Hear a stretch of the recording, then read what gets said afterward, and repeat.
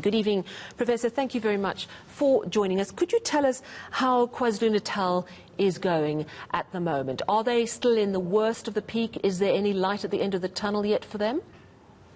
Yes, good evening, Sally, and good evening to all the viewers.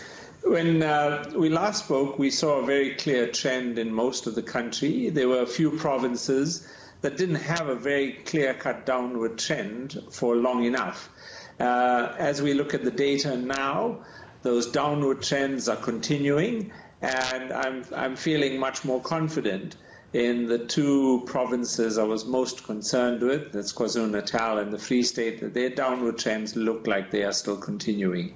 So I think overall, we seem to be over the peak. We are now in the post-peak decline, and key to this is for us to ensure that we continue our prevention measures so that the decline can come to a very low number of cases, and that will reduce the risk of new surges, because we need to keep community transmission at a low level after the peak. And I think it's been said a number of times by our health minister, by the president, probably by you as well, that it's really in our hands. We are now on level 2. It's a much freer environment, but it's up to us.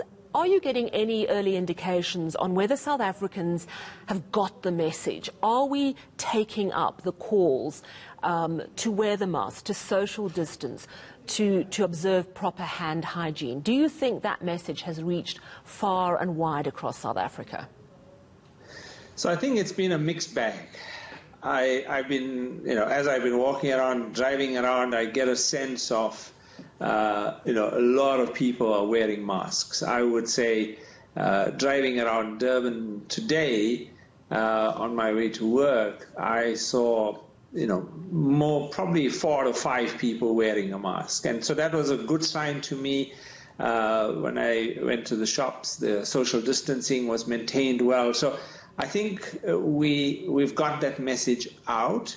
But I get worried when I see adverts going out. There's a party at one of the taverns this weekend, and I'm just getting concerned that that message, even in a small group that's not being reached, or it's being reached and they're choosing to ignore it, that comes as a heavy price. And that price will be paid not just by those who choose to break the rules and go to functions and so on, but it'll be paid by all of us, because it just needs a little spark and it can ignite again and can rapidly grow.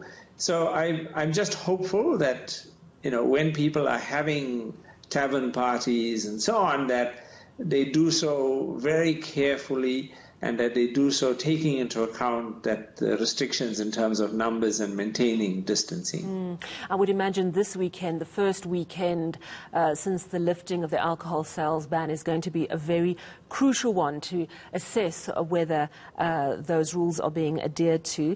A big step this week as well was the antibody test. I think a number of private labs have now introduced, and this of course doesn't tell you if you've got the active virus, but it suggests whether you've built up some immunity, some antibodies, which could mean you've had the virus, you've got over it, and you might be immune. Any early results from those tests that are now starting in South Africa? So we've just seen the first batches of tests being delivered, and we haven't seen any data emerge yet. As you pointed out so clearly, the antibody tests have quite an important role to play in the epidemic, but they do not help us in diagnosing whether somebody has acute COVID, because in acute infection, the antibodies are not at sufficiently high levels. So they tell you whether you've had it in the past. And why is that important? It's important because we're still trying to grapple with what proportion of the infections that we've had in this country are asymptomatic or very mildly symptomatic, so that they didn't come into a healthcare service. And that's important for us to measure.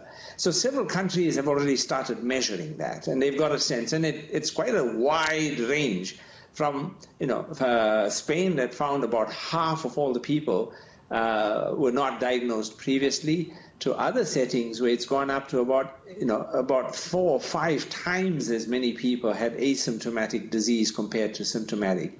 And the reason we need to know that and we need to measure that, and that's what we're in the process of initiating studies to do, is that as we go into the next stage of vigilance, we need to have some idea about, for each case that we identify, how many others are there that are asymptomatic and spreading the disease? Because we need to increase our testing and we need to capture those people.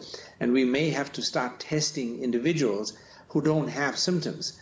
So in order to capture those individuals, because they become an important part of the pool of individuals who can spread the disease. So antibodies have a very important role to play, but it's not in diagnosis. It's in understanding and enabling us to better control disease and understand who's had the infection in the past.